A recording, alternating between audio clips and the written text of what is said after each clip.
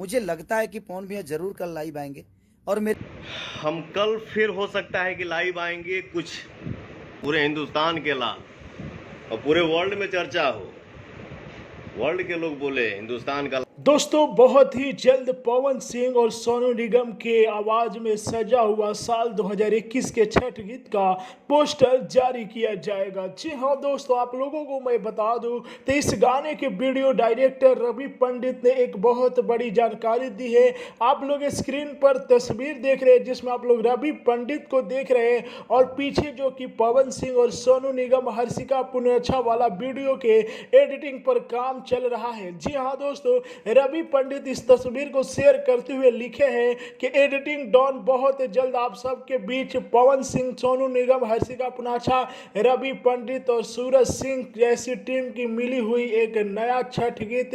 जी हाँ दोस्तों, इसका पोस्टर जारी कर दिया जाएगा। इस गाने का एडिटिंग जो कि कंप्लीट हो चुका है। अब आप लोगों की इंतजार की घड़ियां खत्म हो चुकी है, एडिटिंग कंप्लीट हो चुका है। वीडियो डायरेक्टर रवि पंडित ने जानकारी दी है बहुत ही जल्द आप लोगों के बीच पोस्टर आ रहा है माँ अम्मा फिल्म यूट्यूब चैनल पर।